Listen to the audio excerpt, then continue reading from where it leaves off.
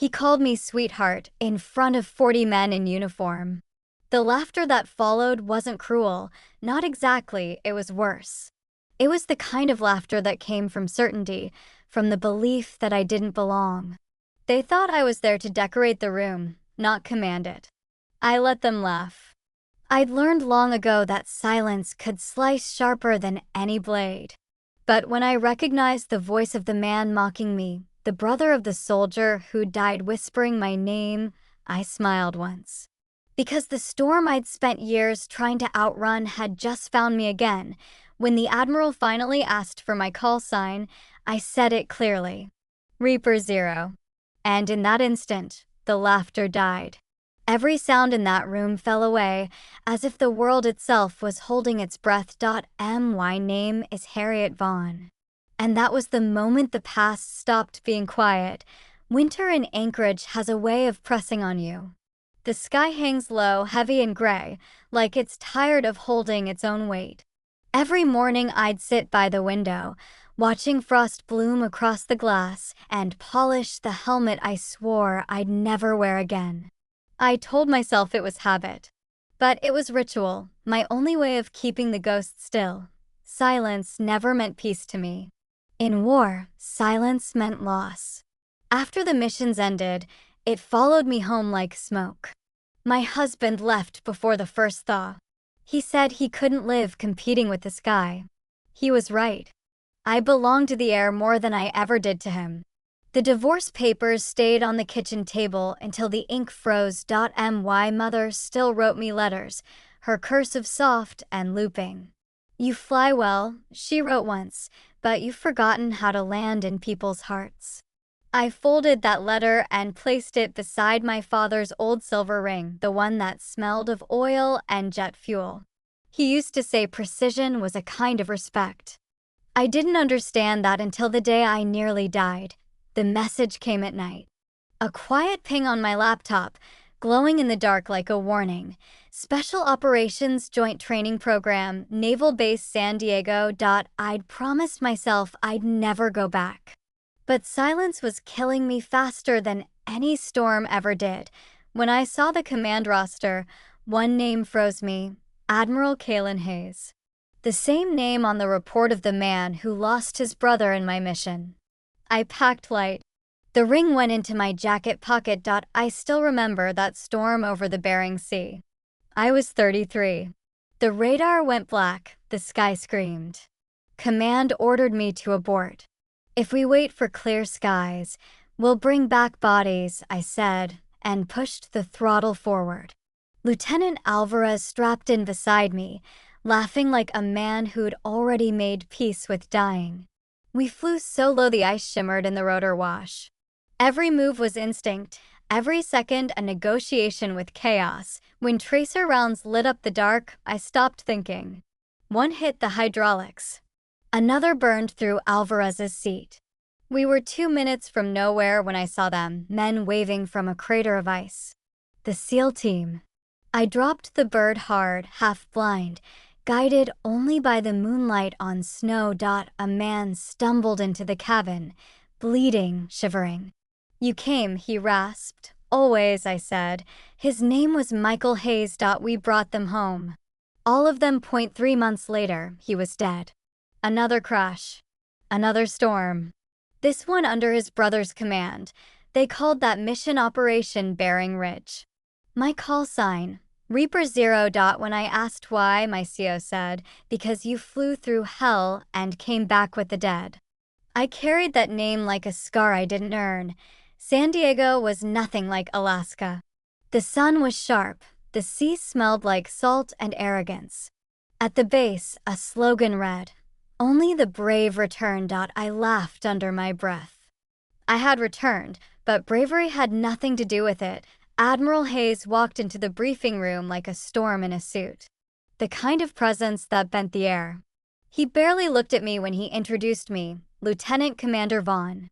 She'll advise on aviation. During the session, he smirked. Maybe our lady pilot should handle turbulence.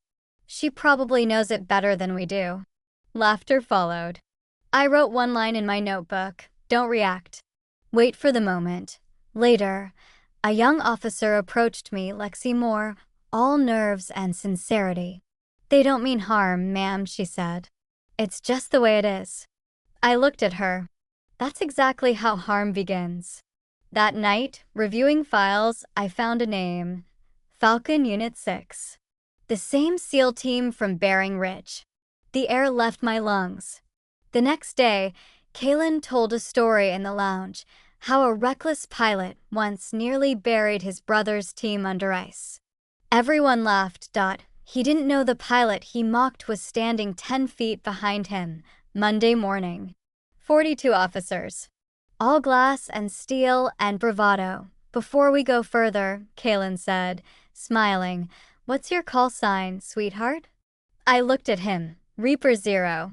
The room died. Someone dropped a cup. Silence swallowed everything. Commander Vic spoke first. "Sir, she's the pilot from Bering Ridge." I added softly, "That should qualify me to discuss turbulence." By noon, the whispers began. "She's the Reaper. She saved a SEAL team." He mocked her. That afternoon, a note arrived. "Report to the Admiral." 0900. Lexi ran up to me. "He lost his brother that week," she whispered. "He doesn't hate you, ma'am. He hates the name." His office smelled of salt and varnish. "Quite the performance yesterday," he said. "It wasn't a performance. It was an answer. My brother died because a pilot didn't have your luck."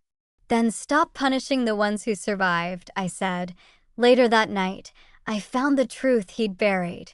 Mission logs. Altered data. One line deleted. Pilot requested abort. Commander overruled. He'd sent his brother into that storm. Lexi found me there, pale as the paper in my hands. "If they catch you, then let them." She lifted her phone, snapped a photo. "If you fall, I'll make sure this doesn't disappear." The next morning, I was detained. "You accessed restricted data," the officer said. I accessed my own history. He smirked. "Then you know it never belonged to you." That night, Kalen called. "Stop digging, Harriet. Some storms aren't meant to clear."